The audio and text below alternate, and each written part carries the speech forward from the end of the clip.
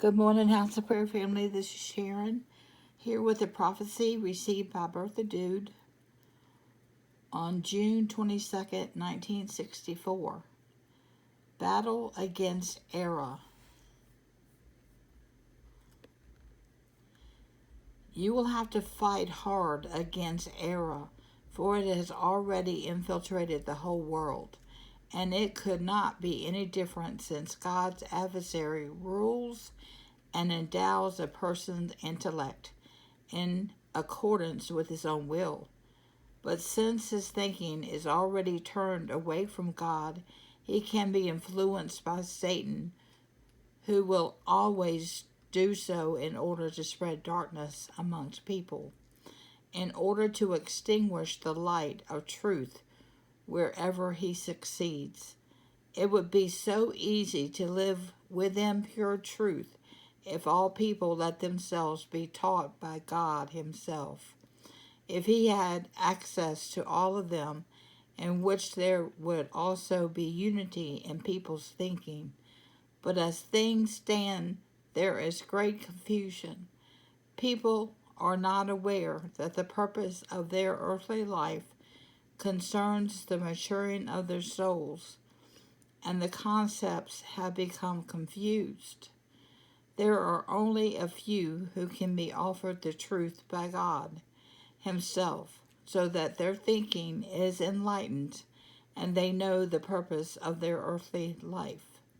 However, they are unable to get their message through and enlighten their fellow human being by offering them the pure truth from God and exposing the many misconceptions which darken their spirit. And not just there is the pure truth no longer recognizable, even in circles which want to serve God. The adversary works where possible through people who still harbor traits similar to his own nature. They all strive for truth, but as well do not approach God directly. They try to obtain it by indirect means. They associate, which brings in the universe, which also still belong to the adversary, and they lead people in the wrong directions again. As long as God does not convey the truth to earth himself, which can happen through beings of light possessing full knowledge and God's consent to teach, the pure truth cannot be offered to people, and time and again they will have to come to terms with misguided teachings. Darkness fights against the light, and due to the people's low spiritual level, the darkness will triumph. For the end will be the new banishment.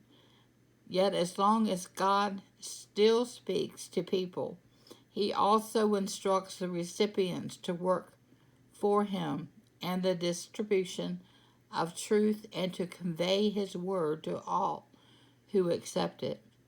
You need not be afraid even if you meet with hostility, for he himself is with you. He will guide you such that you impart the light to all those who urgently need it and want to know the pure truth. You are taught by God and receive the spiritual knowledge either directly or through his messengers, are fully aware of the spoiled teaching which no longer corresponds to the words of Jesus Christ. You were given the reasons why erroneous thinking has crept in, but now you shall also pass on the pure teaching as it was imparted to you. For the truth must establish itself. Anyone who receives it must also spread it and do everything possible to expose the error as the work of God's adversary. You will be helped in every way, for since it is his will, he will distract your thoughts in a way that people will receive what they need for the benefit of their soul. For error does not lead to him, And even if people entertain misguided thoughts, even if they are good and do not sin consciously, they will not gain beatitude in the beyond until they have recognized the pure truth and freed themselves from error and lies. For God himself is eternal truth, and he can only be found through truth. Error and falsehood can never lead a person to the goal, to union with him, to glorious everlasting life. Amen.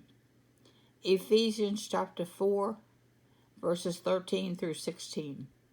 Until we all reach unity in the faith and in the knowledge of the Son of God, and become mature, attaining to the whole measure of the fullness of Christ. Then we will no longer be infants, tossed back and forth by the waves, and blown here and there by every wind of teaching, and by the cunning and craftiness of people and their deceitful scheming.